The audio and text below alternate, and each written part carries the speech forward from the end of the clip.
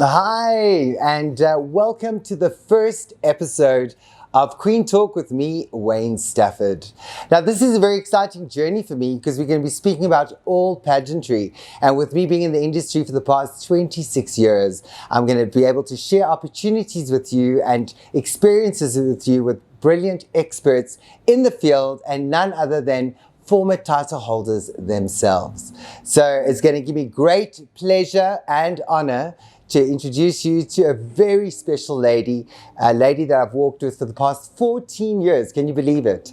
And she's a former Miss South Africa. She's a model, a mother, and a successful businesswoman. So please welcome the beautiful Tansey Coetzee. Welcome, Tansey. Take a seat. So you're looking fantastic. Hey, You are so good for my ego. No, it's like you're ready to take the world stage yet again. Thank you. Welcome. Thank you for having me. Tell me, my Tansey, what were you doing before you decided to embark on the Miss South Africa journey? Well, Wayne, I was a full-time model before I started my Miss SA journey. And what most people don't know is that I was part of one of South Africa's first all-girl groups. We actually have an album and we are called Rush. Oh, really? Yes. So can you actually sing? Is that what you're telling me? They thought I did. I could. Oh, wonderful, man. Tell me, was it always your dream? You know, all these girls have like young aspirations. Was it always your dream to become Miss South Africa? Absolutely, yes. My first pageant that I entered was Miss Tinkerbell Santon. And that was, I think I was about 8-9 years old. And that was the stepping stone to the rest, you know. I entered Miss City Press, Miss Rao Rag Queen, and all of these pageants gave me the experience and prepared me to enter Miss South Africa. But I don't know if many of the people actually know, but you entered Miss South Africa how many times? 3 times, Wayne. 3 times. 3rd time lucky. And I have you to thank for that, actually, because you really helped prepare me the 3rd time and coached me, which is really so important because you need that guidance. With everything in life, you need that guidance and you need a team behind you to help prepare you for what's to come. I think there's a lot of girls and guys out there that feel, they actually get very disappointed and crushed when they enter a competition and they don't get further or they don't win. I mean, you're speaking about entering a series of different competitions 3 times Miss SA. Yes. So it just goes to show that practice makes perfect. Absolutely. It takes preparation. Absolutely. Yeah, no, you can't just, it's all about the journey to get there. So you need to be prepared. You need to learn about yourself. You need to come back from your mistakes, you know. It's very important. The experience, I can't reiterate how important that part is. So going back to that moment, being crowned Miss South Africa in 2007. Yeah. What is there a specific moment that you'll never forget? Oh, geez, the whole moment was quite memorable. But I think the one that would stick out for me is definitely top 5, standing there, top 5. And they called out second princess. It wasn't my name. It's like a little yes inside. And in the meantime, praying, please, Lord, please. And then they called out first princess and it wasn't my name. And at this point, my heart is beating out of my chest. And then they called my name. And I actually held back a bit because I was like, wait a minute, that is my name. Oh my God, that's me. And then, yeah, that was the best moment for me. Something I just need to share with everyone. During that year, I was one of the Miss South Africa Scouts, hence Tansey being one of my girls and her winning. But I was fortunate enough to attend the Miss South Africa finale at that point. So when she's speaking about standing there and her heart is pounding, I mean, with the top 5 and the top 3, it was me holding all the other scouts' hands. We were winning. My heart was pounding. So it felt to me like when you got crowned, I was like crowned. Absolutely. crown for South absolutely. Africa. And the tears just gushed out. Yeah, it was Beautiful moment. beautiful. Yeah. We know, like with me that does productions as well, there's a lot of things that can go wrong backstage. A lot of things that can go wrong. What do you recall going wrong that night? Oh my word. So there was a point where one of the makeup artists backstage insisted I needed to be powdered down, and I was like, it's not necessary because I know that my face holds makeup pretty well. And anyway, I just let her do her job, and she used a brush that she had previously used on a darker skin finalist, and she left this dark mark right down my forehead. And I walked through the introduction, swimwear, everything with this dark mark down my face until the crew finally radioed the people backstage and said, please check, there's this dark mark on Tansey's face. And I was devastated and annoyed at the same time because I had told her I don't need it. But anyway, quickly ran backstage, touched it up and continued. Gosh, eh? Yeah. But now, being Miss South Africa, I mean, it's a year that you dedicate to your country, you're involved in charity, but you also get the opportunity to travel abroad and represent South Africa at Miss Universe and Miss World. So I don't want to elaborate too much on that because I'd like you to. What was your experience like being abroad? Geez, well, this was an entirely new experience for me because it was my very first trip overseas on a plane by myself for, I can't remember how many hours. Do you remember how far it was to Vietnam? Okay, good. So Miss Universe first. Vietnam. Yes. Well, Vietnam, I think it's first Singapore, and then from Singapore, I think there's 3 flights that you catch. Yes. To Singapore, then to Ho Chi Minh, and then Ho Chi Minh to Nha Trang. Yes. That's it. Yeah. So it was scary because I was alone, but it was exciting and new. And I'm the type of person who gets a thrill from new experiences. So, yeah, it was pretty daunting, but very challenging as well, and fun and exciting. Yeah, I loved every bit of it. But what I'd also like to add is Tansey made top 15 in Miss Universe. All right, so fast forward, going to Miss World. Okay. Originally it was supposed to be held in another country. I think at that point was Ukraine. Yes. And then they decided South Africa, Joburg is going to be hosting it. Yes, so what happened was it was supposed to be in Ukraine, and Miss World was after the Miss Universe pageant during my reign.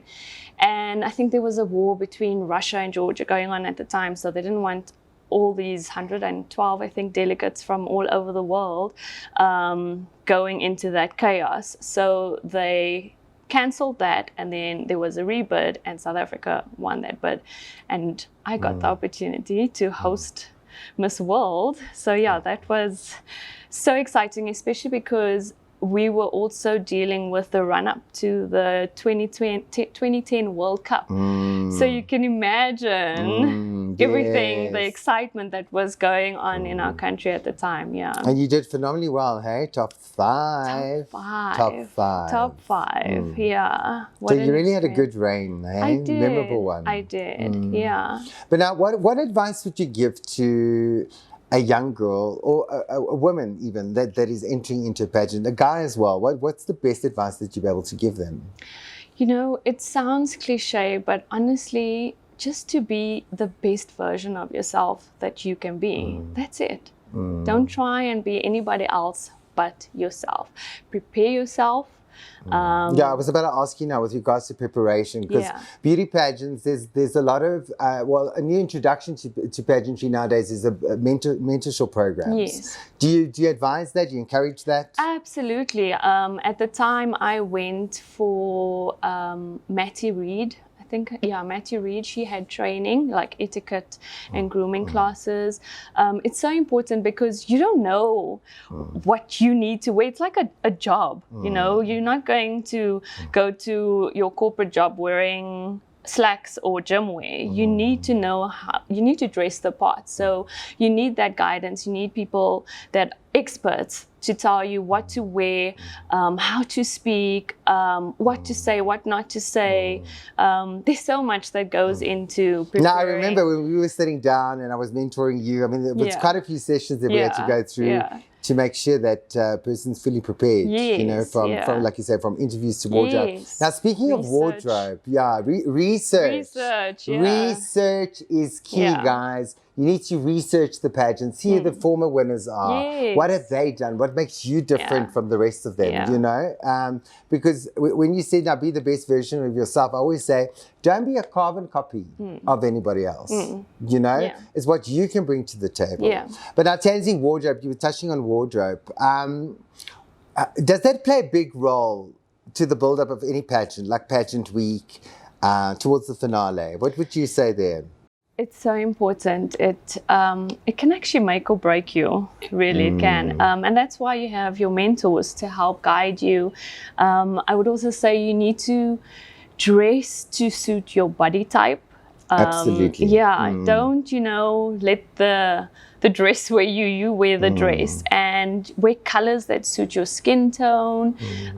Styling is also very important, so you need help with that. You need guidance from your designers and your mentors to basically help create the whole look. The whole wardrobe, yeah. And if you don't have like a designer or this and that, If you many don't times, have, then, you know, sponsorships. there's lots of sponsorships. There's lots of people who are willing to help. Depending on the level of pageantry, you can always get something from somewhere. There's always somebody that's willing to accommodate you. And do you agree with me? Look, I mean, fashion evolves all the time, and there's a lot of trends. Yeah. And many times you would like the trend that is happening, but it doesn't necessarily suit you. Exactly.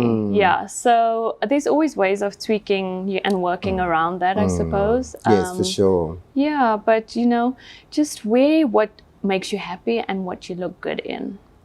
Tell me, Tansey, just a little bit of on a lighter note before we get really into serious questions here. What has been your most embarrassing moment? Oh my God. Share with us. Okay, so it was the build up to Miss Universe, and we were doing a show for one of the sponsors. I can't remember exactly, but I was walking on the ramp wearing this beautiful gown, and as I did a wave, my whole upper body flashed and So your whole top shifted. yep. And I had to do like a little shimmy to get it back up and just continued walking. Oh, yeah. That's where the saying comes in, smile and wave. Smile Just and smile wave, and wave. Listen, it is the month of love, but it's also a month of which they call the Reproductive Health Month. Absolutely. Now, elaborate a little bit on that, because I think it really touches you in a more personal way. Would you like to share? It does. So I just did a webinar recently, and it took me a while to get the courage to share my story, because it's such a taboo subject, and a lot of women feel very embarrassed and ashamed to talk about it. But and I think my daughter actually helped give me the courage to come out and share my story with everybody. So I have endometriosis, which they've actually coined the disease from hell. But yes, I'm dealing with this disease, and I'm using my Miss South Africa platform to be the voice for so many women who are dealing with this illness, and we're helping to bring awareness and, you know, just A message of hope. Bring a message of hope. Yes. So people are more knowledgeable about the subject, so that we can help. Yeah. They're actually calling me a lifesaver for sharing my journey. But you're a proof example of being a miracle. You know what I mean? Yes, and my daughter is proof that miracles do happen. You got how old She's Peter almost now? 3 years 3 years old. And yeah, she's my miracle baby, because we did IVF to have her.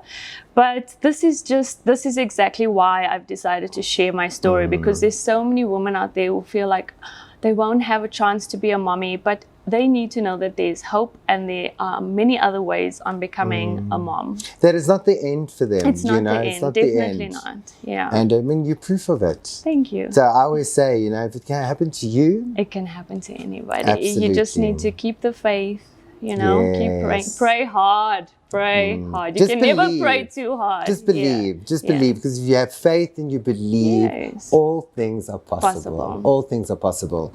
Mati, how would you describe yourself in 5 words?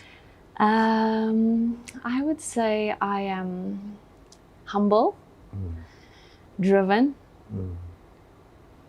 passionate, approachable, and the last one I guess I only learned once I became a mom is I'm very maternal.